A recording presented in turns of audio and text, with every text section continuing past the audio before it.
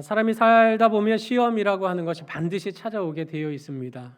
시험에는 항상 양면성이 있습니다.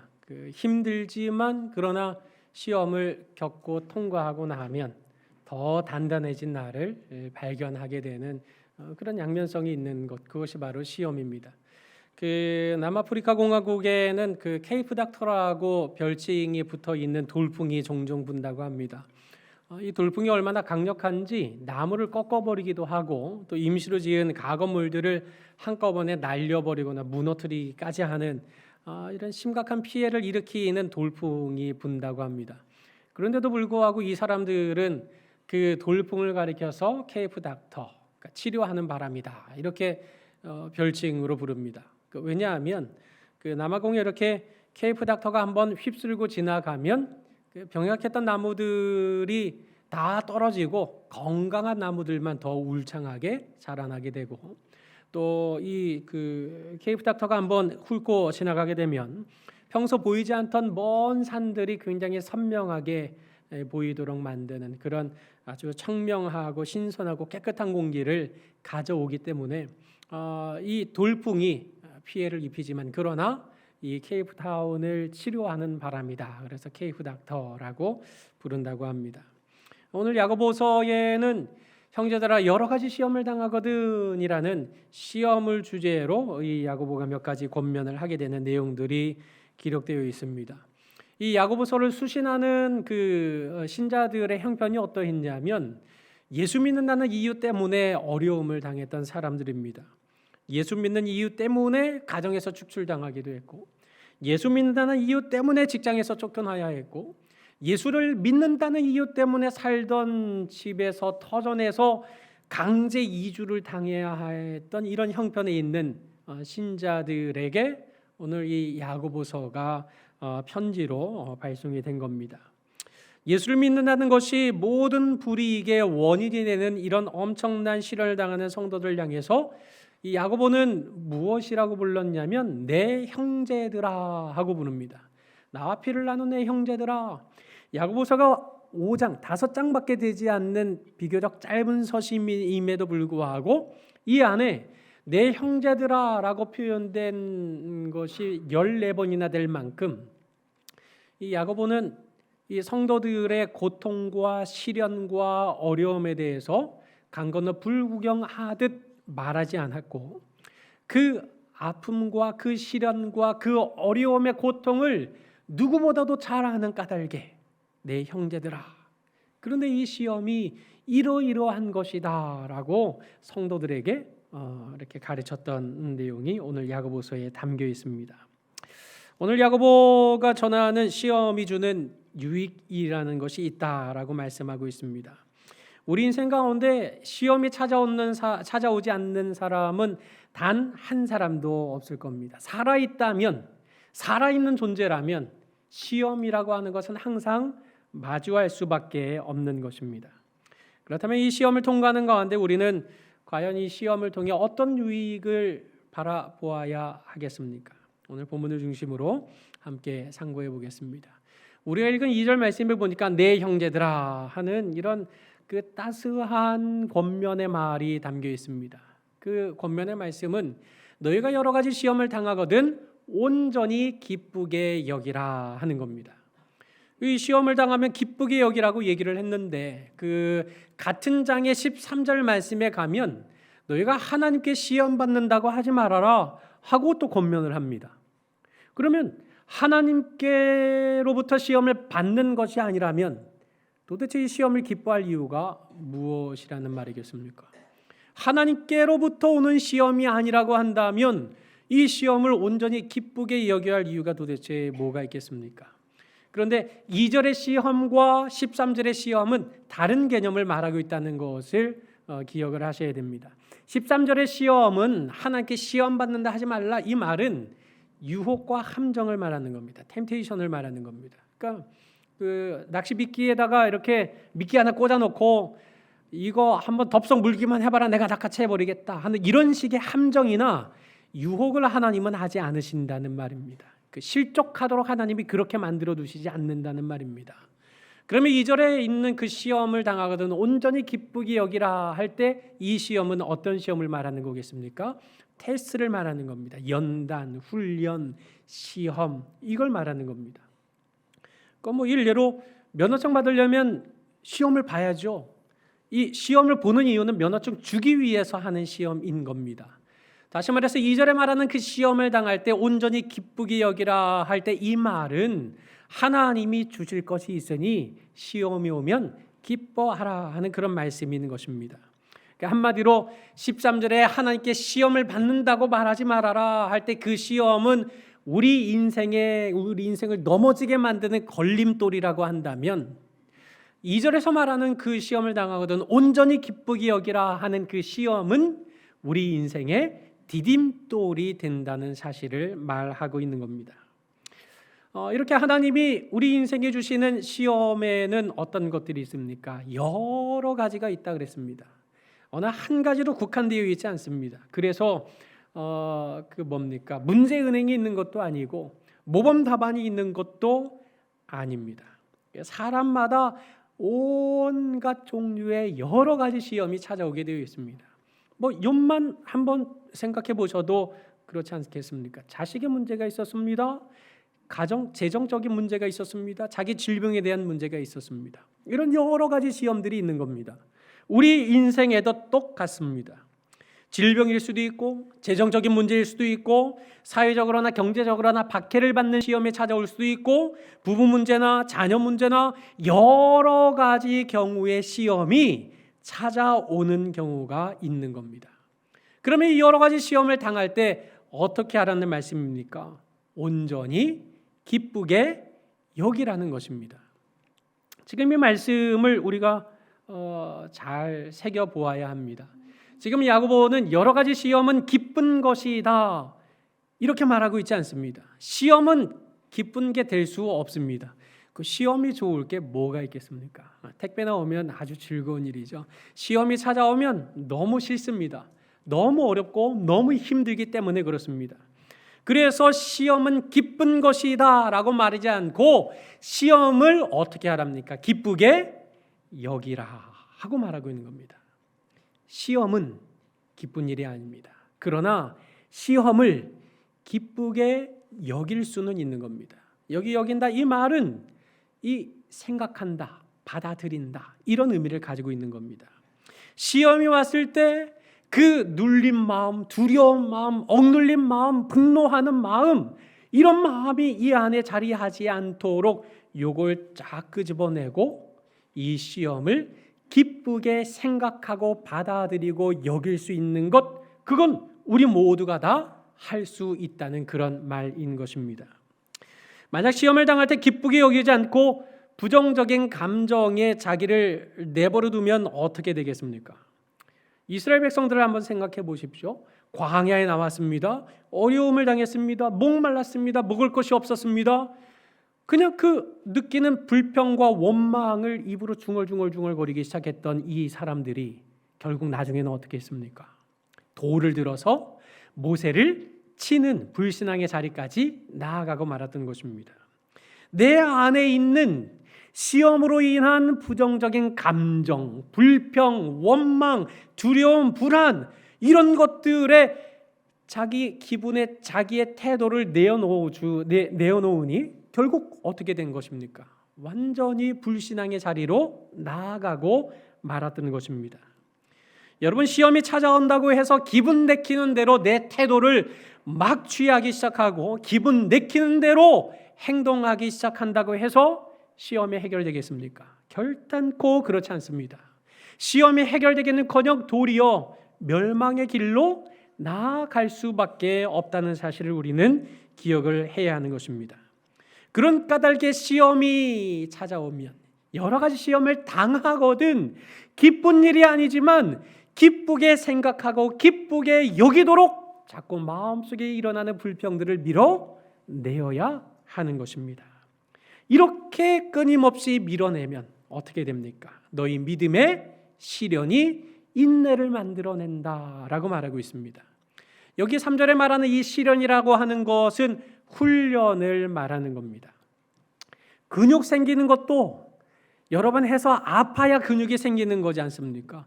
근육이 생기는 것은 실제로 근육에 미세한 상처가 나고 상처에 굳은 살이 아물고 하면서 근육이 생성된다는 거 다 아시지 않습니까? 조금씩의 상처와 아픔이 있어야 그 시련이 훈련이 되고 그 훈련이 결국 인내를 만들어내고야 만다는 사실을 말씀하고 있는 것입니다. 그렇다면 이 믿음의 시련이, 믿음의 훈련이 인내를 만들어낸다고 했는데 이 인내는 도대체 우리 삶에 어떤 기능을 감당하는 것입니까? 인내를 온전히 이루라 이렇게 말씀하고 있습니다. 4절에. 이 말은 원어적으로 조금 더 의미를 두고 해석을 하자면 인내가 온전한 사역을 얻게 하라. 그러니까 인내가 온전한 행위를 얻게 하라라는 겁니다. 무슨 말입니까? 감정이 아니라 인내가 나로 하여금 온전히 살게 하라 하는 그런 말입니다. 쉽게 생각해 보십시오. 집에서 가정에서 아버지로서 어머니로서 기분 내키는 대로 행동하면 어떻게 되겠습니까? 내 성질대로 하자면 어떻게 되겠습니까? 그게 아버지 역할이 되겠습니까? 그 어머니 역할이 되겠습니까? 아니죠. 왜 어머니의 마음이 까맣게 새카맣게 타들어간다고 말합니까? 인내하기 때문입니다. 왜 인내합니까? 인내가 없이는 어머니 역할을 성숙하게 감당할 수 없기 때문인 겁니다. 아버지가 집에 들어와서 성질대로만 한다면 그 어떻게 아버지 역할이 되겠습니까? 다 들어가지만 시커멓게 썩어 문드러지지만 그럼에도 불구하고 인내해야 되고 이 악물어야 되고 참아야 되고 그리고 감정을 배제하고 철두철미하게 맡겨진 사명을 감당하기 위해서는 인내가 온전히 나를 주장하도록 해야만 일들을 감당할 수 있다. 이게 온전하게 사는 길이다. 그렇기 때문에 인내하라라고 말씀하고 있는 것입니다. 그래서 이 요한계시록 14장의 12절 말씀에 보면 성도들의 인내가 여기에 있다. 그 인내가 어디 있다고 말합니까? 그들은 하나님의 계명, 즉 말씀과 예수에 대한 믿음을 지키는 데에 있어서 인내를 구비했다. 그래서 그 인내가 그 믿음을 성숙하게 만들었다라고 말하고 있는 것이지 않습니까?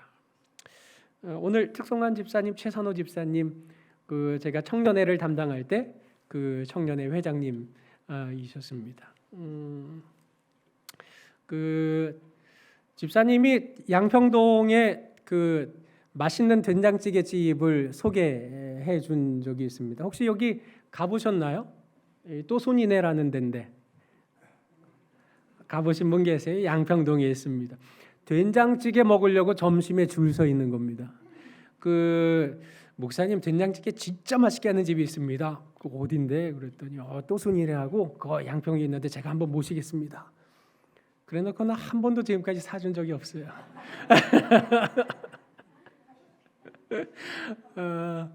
근데 저 영등포 시장인가 아마 그때 갔을 때였는데 그쪽에 갔다가 교육자 다루고 점심 먹을 때가 돼서 저 어디였다 그랬더라 그랬더니 또순이라고 알려줘서 한번 가봤습니다. 근데 진짜 맛있던데요. 네, 된장찌개가 그냥 된장찌개가 아니라 저희가 소고기가 유명한 집입니다. 그래서 이 소고기를 이렇게 막 정리를 하잖아요. 거기 이제 살점을 많이 떼내는 것 같아요. 그래서 그 나머지 짜투리 고기들을 된장찌개에 넣어가지고 끓여주는데요. 이렇게 뭡니까 소 기름이 이렇게 살짝 된장찌개 위에 떠 있는 아주 맛있는 그런 된장찌개 집입니다. 찌개 먹으려고 저렇게 서 있으니 말입니다. 이제 된장찌개가 맛있어야 얼마나 맛있겠나 했는데 진짜 맛있습니다. 그런데 이 된장찌개 먹다가 깜짝 놀랐습니다. 뭐냐면 저기는 고깃집이라 가스가 없고 숯불 위에다가 뚝배기를 얹어서 끓여요. 거기 이제 이모 서빙하시는 이모들이 이렇게 쓱 보면서 다니더니 갑자기 저희 테이블에 와서 그 팔팔 끓는 뚝배기인데 그걸 맨손으로 집어서 툭 내리는 거예요. 이 그대로 두면 짜서 못 먹어요. 그리고 시크하게 그냥 툭 놓고 가요. 순간 다들 식탁에 있는 사람들이 입이 떡 벌어졌습니다. 이게 지금 뭔가? 안 뜨거운가 하고 이렇게 손 살짝 댔다가 정말 뜨거워서 혼난 적이 있습니다. 이분들은 그걸 집게도 아니고 맨손으로 그냥 내려요. 어떻게 이렇게 할 수 있을까요? 내공이 쌓인 거죠. 끊임없이 연단이 된 겁니다. 끊임없이 훈련이 된 겁니다. 끊임없이 뜨거운 거를 맞고 또 잡고 하다 보니 정말 그 손이 단단해진 겁니다. 이따위에 이 정도의 뜨거움 정도야 나한테는 아무것도 아니지 하고 씩하게 툭 내려놓고 갈 만큼 그렇게 연단되고 그렇게 훈련되어 있는 겁니다. 오늘 본문에 말하고 있는 인내가 바로 이와 같은 것을 말하는 겁니다. 억지로 이 조급하게 이 악물고 참는 그런 인내가 아니라 그 믿음의 여러 가지 시련들을 통해서 우리 속에 구비되는 인내라고 하는 것들은 억지로 참아내는 그 정도의 수준이 아니라 이 정도 어려움쯤이야 하고 넉넉하게 감당하고 참을 수 있는, 조급함에 쫓기는 인내함이 아니라 어려움이 찾아온 걸 보니 하나님이 이것을 통해서 나에게 무언가 또 말씀해 주시려나 보다, 하늘에 신령한 것으로 채우시려는가 보다 하고 그 하나님을 향한 기대를 가지고 그래 이 터널 한번 잘 지나가 보지, 이 터널의 끝이 반드시 올 테니 견뎌보지 하는 이런 당당한 인내를 말하는 겁니다.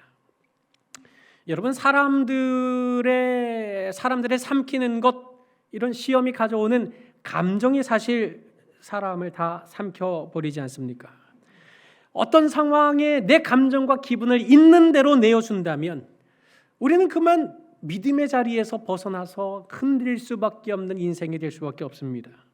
그러나 이런 여러 가지 시험을 통해 하나님이 주시고자 하시는 그것을 믿음의 눈으로 바라보고 붙잡을 수 있다면 우리는 이 여러 가지 시험을 통해서 우리의 믿음의 인내를 더 단단하고 더 성숙하게 만드는 그런 훈련과 연단의 과정으로 넉넉히 감당해냄으로써 더 성숙한 믿음의 사람으로 일어설 수 있는 것, 이건 오늘 하나님의 약속된 말씀 가운데 있는 건 아닙니까? 영혼을 위한 닭고기 스프라는 유명한 책이 있습니다. 일종의 그 이라집을 이렇게 묶어놓은 성격의 책인데요. 여기에 보면 깁스라는 의사가 나무를 심습니다. 근데 나무를 심고서는 물 주지 말라고 그럽니다. 이 깁스라는 의사가 심은 나무들은 10그루에 서너 그루는 어김없이 죽습니다. 그런데도 주지 말라 이겁니다. 그리고 심심하면 그 신문지를 이렇게 말아가지고 나무 앞에 지나가면서 툭툭 나무를 그냥 치는 겁니다. 가지도 치고 둥치도 치고 그냥 인대로 툭툭 건들면서 다니는 겁니다. 매 맞고 고난에 시달려야 그래야 고난을 이겨낸다고 그 말하는 것이었습니다. 그런데 25년이 지난 다음에 아주 기가 막힌 일이 확인되었습니다. 이 깁스라는 의사가 기른 나무들은 다른 나무들보다 훨씬 더 하늘 높이 창공을 향해서 뻗어 올라가는 나무들이었습니다. 이거 나중에 개발 위에서 이렇게 팠는지 어쨌는지 파보니 깁스라는 의사가 심은 나무는 다른 나무들보다 그 뿌리의 깊이가 2~3배는 더 길게 뿌리 내린 나무였다는 것이 확인되었던 겁니다. 한마디로 물이 없으니 나무들이 살기 위해서 뿌리를 더 뻗어서 저 깊은 곳까지 뿌리를 내리고 있으니 흔들림 없이 단단하고 흔들림 없이 저 깊은 곳에서부터 생수를 늘 공급받으니 이 나무가 저 창공을 향해 그 어떤 나무들보다도 더 쭉쭉 뻗어나갈 수 있었던 것입니다. 그래서 저자는 이 사실을 깨닫게 된 이후로 더 이상 하나님 앞에 주님, 내가 어려움을 당치 않게 해주십시오, 내게 고난을 겪지 않게 해주십시오 라는 기도를 하지 않았다고 합니다. 내게 고난을 겪지 않게 하소서라는 기도를 하기보다 내게 어떠한 고난이 닥친다 할지라도 그 고난을 이겨내고 넘어설 수 있는 자로 서게 하소서라고 기도했다고 말합니다. 여러분, 그리스도인의 눈에는 현상적인 눈에 보이는 힘든 시험들만을 볼 수 있는 존재들이 아닙니다. 그리스도인들은 현상 너머에 있는 하나님께서 이 여러 가지 시험을 통해서 온전하고 구비하여 조금도 부족함이 없는 성숙한 신자로 만드시려는 하나님의 계획을 믿음의 눈으로 볼 수 있는 자들입니다. 그러니 여러 가지 시험을 만날 때 이 시련이라는 학교를 통해서 우리가 더 순결하고 더 정결하고 더 성숙된 믿음의 사람으로 설 수 있음을 바라볼 때 우리는 여러 가지 시험들을 기쁨으로 여길 수 있게 되는 것입니다. 근데 여러분, 우리가 시험 당할 때 기쁨으로 여기는 것 얼마든지 할 수 있지만 우리가 늘상 그리할 수 있습니까? 때로는 기쁘게 여겨야 된다는 걸 하는데 무너지는 마음 때문에 어찌할 도리가 없어서 기쁘게 여기지 못하고 때로는 순간적인 감정이, 때로는 순간적인 기분이 나를 다스릴 때도 있는 것입니다. 내 힘으로, 내 의지로 안 되기 때문에 무엇이 필요합니까? 하나님 앞에 구함이 필요한 것입니다. 그래서 5절 말씀에 뭐라고 되어 있습니까? 너희 중에 누구든지 지혜가 부족하거든.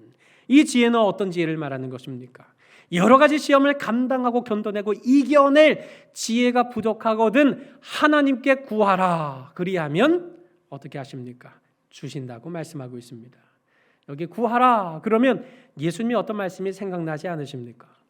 예수님께서 구하라, 찾으라, 두드리라. 구하면 좋겠다? 아닙니다. 구해야만 한다 명령하셨습니다. 찾아야만 한다, 두드려야만 한다 하고 명령하고 계십니다. 왜 명령하실까요? 구해야 할 것이 너 있지 않느냐? 그러니 구하라. 찾아야 할 것이 있으니 찾아라. 열어야 할 것이 있지 않느냐? 그러니 두드려라. 가만히 있지 말고 명령하고 계시는 겁니다. 예수님께서 구하라, 찾으라, 두드리라고 명령하셨던 근거가 무엇입니까? 우리 누가복음 7장 11절에 있는 말씀을 한번 같이 읽어보실까요? 자, 시작. 악한 자라도 좋은 것으로 자식에게 줄 알거든 하물며 하늘에 계신 너희 아버지께서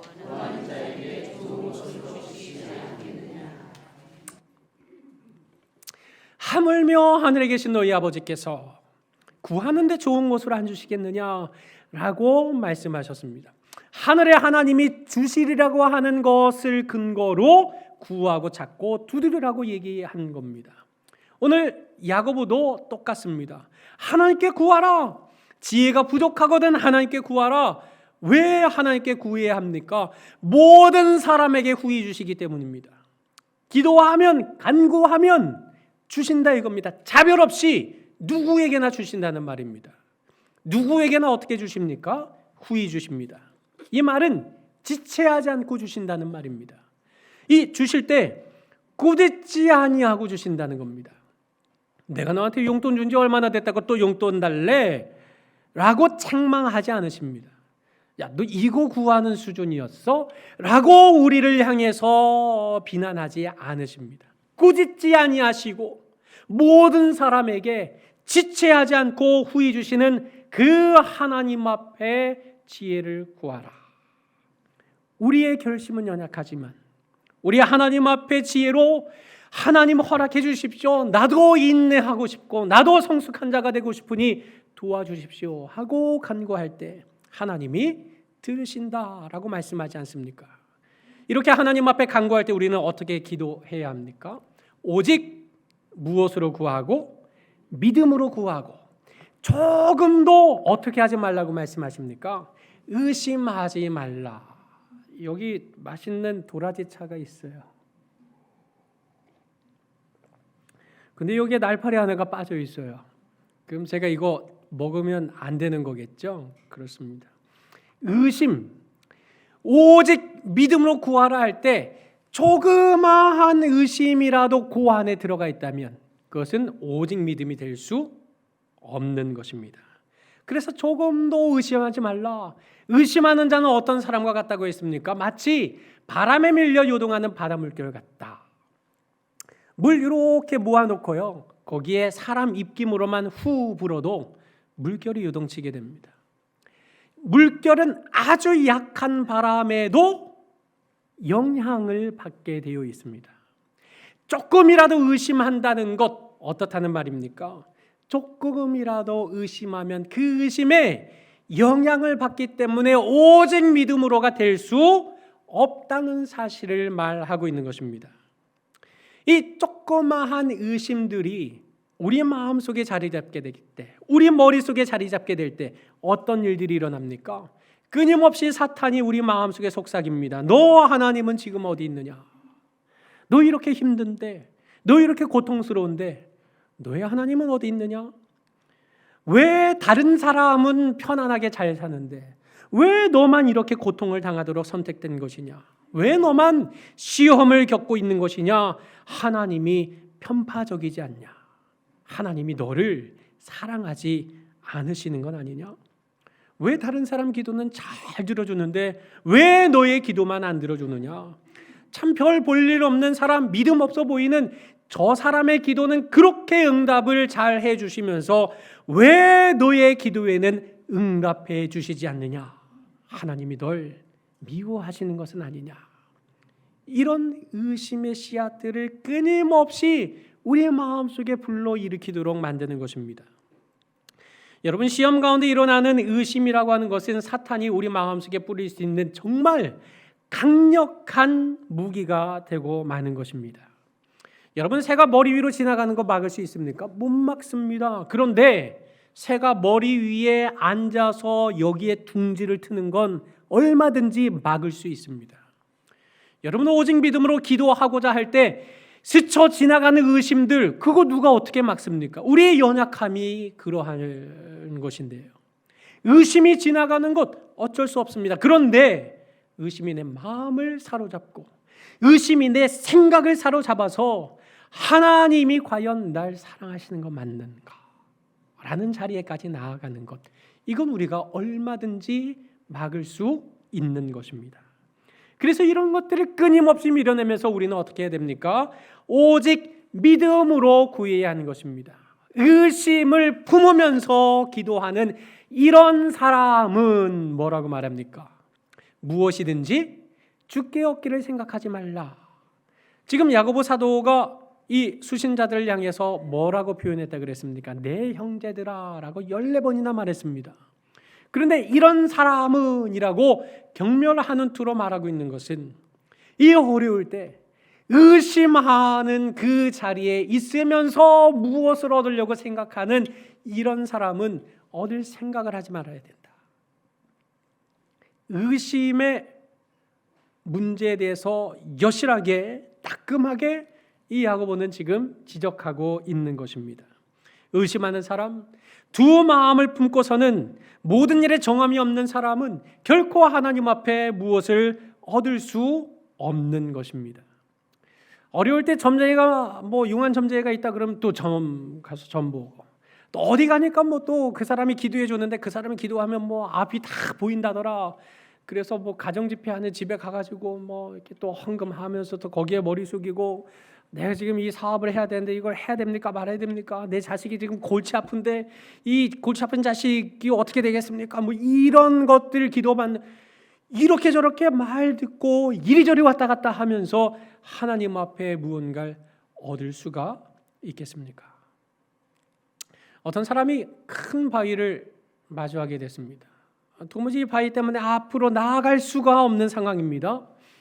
하나님, 이 바위를 어떻게 해결해 주십시오. 이 바위 때문에 내가 앞으로 나아갈 수가 없습니다. 하나님이 응답해 주셨습니다. 기도해라. 한 달 동안 기도해라. 대신 기도할 때 조건이 있다. 믿음으로 이 바위가 움직일 거라고 생각을 하고 바위를 끊임없이 밀면서 한 달 동안 열심히 하루도 빠짐없이 기도하라. 의심치 않았습니다. 믿음으로 밀면서 기도했습니다. 한 달 후에 어떻게 됐을까요? 그대로 있었습니다. 하나님 아직도 그대로인데요. 한 달만 더 기도해봐라. 열심히 믿음으로 기도했습니다. 여전히 그대로 있었습니다. 하나님, 바위가 그대로 있습니다. 한 달만 더 기도해보자. 열심히 믿음으로 힘써 밀면서 기도하자. 또 한 달 동안 열심히 밀면서 믿음으로 기도했습니다. 이 바위가 어떻게 됐을까요? 아직도 그대로 있었습니다. 하나님 아직도 그대로입니다. 그래, 됐어. 너가 3개월 동안 바위를 힘써 밀면서 너의 몸에 근육이라고 하는 것이 생기게 되었다. 이제는 도구를 갖다가 그 바위를 힘으로 쪼개고 그 바위를 다 분해하고 그리고 그 바위 너머의 세상을 향해 나아가라 하고 말씀해 주신 겁니다. 여러분, 하나님께서 이 문제의 바위를 그냥 들어서 치워주셨다면 어떻게 되었을까요?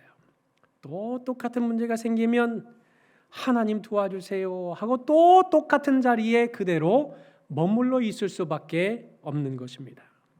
그러나 하나님께서는 때로 우리가 도무지 감당할 수 없는 어려움들, 도무지 견디기 힘든 시련들을 통해서 하나님 앞에 기도의 무릎을 꿇게 하심으로써 기도의 근력을 우리 마음속에 생기게 함으로써 어떤 문제든 어떤 어려움이든 기도 가운데 넉넉히 이기고 승리할 수 있는 사람으로 자라가도록 성장하도록 성숙하도록 우리 가운데 이런 시련들을 통해서 시험들을 통해서 역사하고 계시는 것입니다.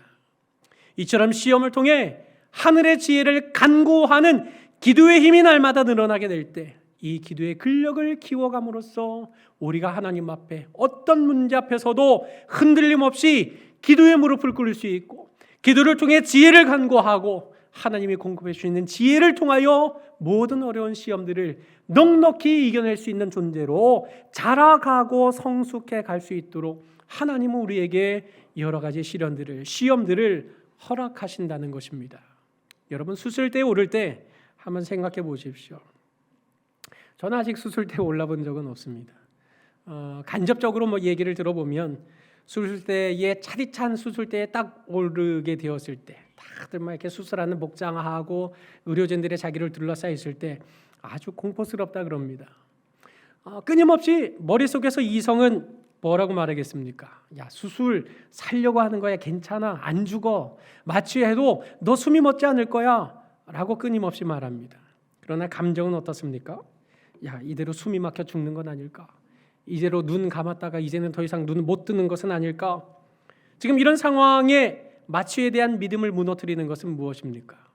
이성은 끊임없이 타일릅니다. 그러나 감정은 끊임없이 두려워하게 만들고 끊임없이 공포스럽게 만들고 일어나지 않은 것들을 계속해서 상상을 불러일으키면서 의심하도록 만듭니다. 여러분, 우리의 믿음 생활에 있어서도 똑같습니다. 우리의 마음에 어려운 시험이 닥칠 때 일어나는 감정을 그대로 내버려 둔다면, 부정적인 감정이나 기분을 그대로 내버려 두면 우리의 믿음은 다 무너질 수밖에 없습니다. 그런 부정적인 감정, 이런 기분들을 철저하게 다 내 마음에서 하차시켜 버려야 됩니다. 온전한 태도를 가지고 이 시험을 마주하면서 하나님 앞에 지혜를 간구하는 오직 믿음으로의 기도로 나아갈 때 하나님께서 허락하신 여러 가지 시험을 통해 우리는 보다 더 성숙한 믿음의 사람으로 나아갈 수 있기 때문인 것입니다. 사랑하는 성도 여러분, 시험이 반드시 나쁜 것이 아닙니다. 여러분, 저항이 없으면 성장이 되겠습니까? 공기 저항이 있기 때문에 비행기가 하늘을 날아올 수 있습니다. 이 물의 저항이 있기 때문에 배가 뜰 수 있는 것과 똑같은 것입니다. 하나님 결코 우리 인생의 걸음에 걸림돌을 주시는 분이 아닙니다. 디딤돌을 주시는 것입니다. 여러 가지 시험을 만나거든 하나님이 허락하신 이 디딤돌을 통해 더 성숙한 대로, 더 성장한 대로 나아가야 한다라는 사실을 믿음의 눈으로 바라보면서 그 모든 여러 가지 시험을 우리는 기쁘게 여기는, 기분과 감정의 내 태도를 내어주지 않는 이런 삶의 자세를 갖추어야 하는 것입니다. 예레미야 29장 11절로 12절에 이렇게 말씀하고 있습니다. 한번 같이 읽어보실까요? 자, 시작. 너희를 향한 나의 생각을 내가 아나니 평안이요 재앙이 아니니라. 너희에게 미래와 희망을 주는 것이니라. 너희가 내게 부르짖으며 내게 와서 기도하면 내가 너희들의 기도를 들을 것이요 라고 말씀하지 않습니까? 하나님의 마음은 이것입니다. 우리들로 더 성장하고 성숙하게 하시려고 여러 가지 시련을 주시는 것입니다. 오늘 야고보서 1장 12절을 세 번역으로 읽어보면 이렇습니다. 시험을 견디어내는 사람은 복이 있습니다. 그 사람은 그의 참됨이 입증되어서 생명의 면류관을 받을 것이기 때문입니다. 이렇게 기록하고 있습니다. 여러분, 선하신 하나님께서 시험을 통해 우리의 믿음을 더 견고케 하시며 시험 가운데 기도의 근력을 키워가도록 역사하시는 분이십니다. 그러므로 선하신 하나님께서 허용하시는 시험 중에도 오히려 기쁘게 여기는 가운데 온전한 인내를 구비하면서 시련 가운데 기도의 능력을 더욱 배양함으로써 하나님께서 주시는 지혜로 모든 난간을 뚫어내고 마침내 위대한 믿음이 위대한 성취를 이루어낸다는 사실을 삶 속에서 깊이 체험하는 우리 모든 성도님들이 되시기를 주님의 이름으로 간절히 축원합니다. 우리 시간에 함께 주가 일하시네 찬양하고 소원과 결단의 기도를 하겠습니다. 먼저 이해할 수 없는 시험에 삶이 흔들린다 할지라도 믿음으로 인내하게 하소서라고 기도하시고 간구하는 자에게 즐거이 주시는 하나님과 겸손히 동행하며 기도할 수 있도록 함께 합심해서 기도하도록 하겠습니다. 여러분, 날이 저물어가는 건 우리가 어찌할 도리가 없습니다. 빈들에 서 있을 때, 빈손 들고 서 있을 때 우리가 할 수 있는 것은 아무것도 없는 것입니다. 이처럼 내 힘으로 되지 않는 이런 여러 가지 시험을 주시는 이유는 하나님의 능력, 여호와 이레를 체험케 하시기 위함인 것입니다. 우리 이 찬양으로 함께 우리의 믿음을 고백하고 기도 제목을 함께 합심해서 나누도록 하겠습니다.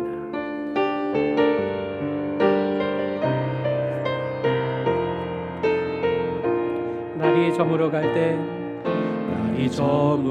갈 때 빈들에서 걸을 때 그때가 하나님의 때, 내 힘으로 안 될 때, 빈손으로 걸을 때 내가 고백해 여호와. 우리 한 번 더 고백합니다. 날이 저물어 갈 때 빈들에서 걸을 때 그때가 하나님의 때, 내 힘으로 안 될 때, 빈손으로 걸을 때 내가 고백해 여호와 이레. 주가 일하시네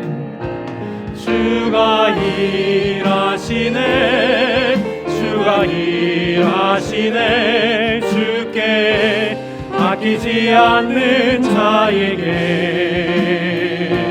주가 일하시네 신뢰하며 걷는 자에게 주가 일하시네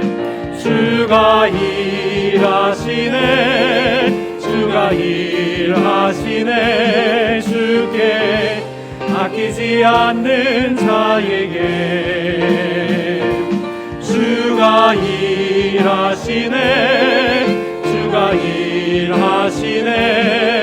신뢰하며 걷는 자에게. 함께 합심해서 기도하겠습니다.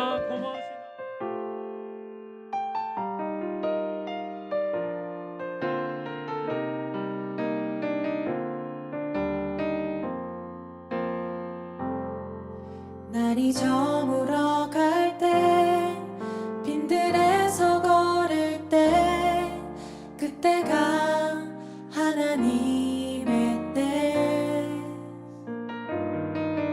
내 힘으로 안 될 때 빈손으로 걸을 때 내가 고백해 여호와 이레. 주가 일하시네 주께 아끼지 않는 자에게 주가 일하시네 신뢰하며 걷는 자에게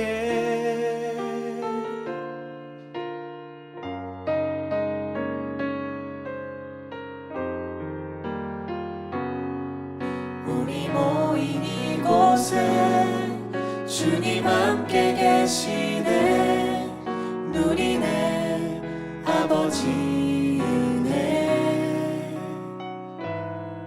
적은 떡과 물고기 내 모든 걸 드릴 때 모두 고백해 여호와 이래